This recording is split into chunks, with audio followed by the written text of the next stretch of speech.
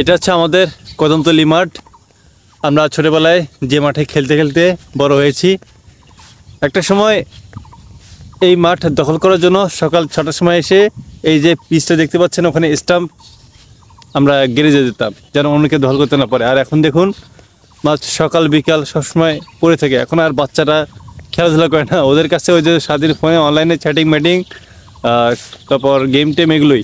ওরা আসলে এই ইমোশনটা বোঝে না যে আসলে এই যে এইভাবে খেলাটা এত সুন্দর মাঠে, এই যে কাদা দেখতেছে না, মনে হচ্ছে যে আসলে কাদার জন্য খেলতেছে না।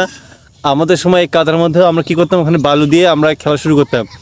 ক্রিকেট খেলা না হলেও আমরা ফুটবল খেলতাম। কিন্তু দেখুন এই যে এখন এই কাদার জন্য না খেলাটা, এটা একটা অজুহাত তৈরি হয়ে গেছে যে না মাঠটা কেমন যেন, খেলবো না। অথচ ওরা আসলে বোঝে না যে আসলে ইমোশনটা কী জিনিস।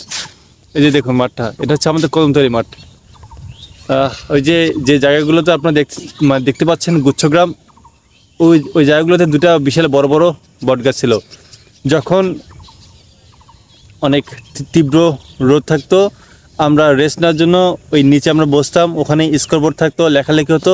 কত সুন্দর একটা খেলার আয়োজন, কিন্তু দেখুন এখন সব নিঃশেষ হয়ে যাচ্ছে। আসলে খারাপ লাগে যে আসলে এই জায়গাগুলো দেখতে, একটা ইমোশনের নাম। কত খেলাধুলা করছি, এবং আমার সবচেয়ে ইন্টারেস্টিং বিষয়টা হচ্ছে আমার ফিল্ডিং সবসময় থাকতো একদম পিছনে।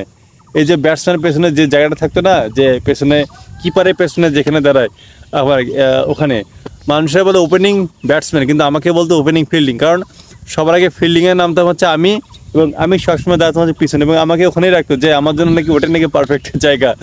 সো আসলে সেই দিনগুলো নেই, আসলে খুব মিস করি এই জায়গাগুলোতে। তো এই জন্য মাঝে মাঝে আসি, একা একাই ঘোরাফেরা করি, আশেপাশে মানুষের সাথে কথাবার্তা বলে যে কী অবস্থা চলতেছে। এখন ইমোশন বলতে আসলে এগুলোই, তাছাড়া আসলে কিছু না। ভাই কেমন লাগতেছে আপনাদের এই গুচ্ছগ্রামের অবস্থা? না এমনিতেই মানে কেমন লাগতেছে আপনার এখানে? যাক ভালো লাগতেছে নাকি এখানে গুচ্ছগ্রাম? আপনার বাসা তো এখানে, তাই না? যাই হোক, ভাইদের আগে থেকে আমরা দেখি